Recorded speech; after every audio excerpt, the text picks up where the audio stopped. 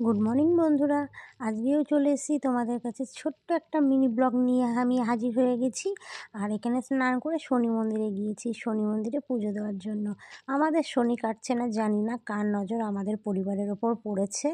আর এই দেখো, আমার বর, আমার মেয়ে আর ছেলেকে নিয়ে আসিনি সঙ্গে, আমরা তিনজনাই এসেছি পুজো দেওয়ার জন্য। মেয়েকে সঙ্গে করে নিয়ে এসেছি কারণ রাখার কোনো লোক নেই।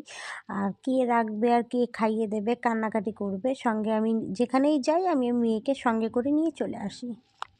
কেউ রাখতে পারে না, হয়তো একটু রাস্তা দিয়ে একটু ঘোরায়। আমি যখন কাজ করি তখন নিয়ে নিয়ে একটু রাস্তায় বসে।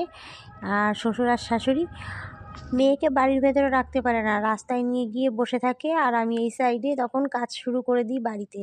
আর এই দেখো, শনি মন্দিরে আমি পুজো দিচ্ছি, আমার বড় পুজো দিচ্ছে, ও উপোস থেকেছে। আমি উপোস থাকিনি, কারণ যেহেতু আমার ছোট বাচ্চা আছে, ওর পেটের প্রবলেম হয়ে যাবে, তাই আমি না খেয়ে থাকিনি। আর আমার বর না খেয়ে থেকেছে। আমার ছেলে এসছিল, আবার চলে গেছে। আর এই দেখো, পুজো কমপ্লিট করার পর প্রসাদগুলো আমরা নিয়ে নিচ্ছি। বাড়িতে চলে এসেছি, বাড়িতে এসে হাত মুখ ধুয়ে, আর আমি স্নান করিনি, আমার বর স্নান করেছে, আর ওর জামা কাপড়গুলো কেচে দিলাম। আর এই দেখো, এই ড্রেসগুলো নিয়েছি, পরের ভিডিওতে তোমাদের অবশ্যই শেয়ার করব। টাটা।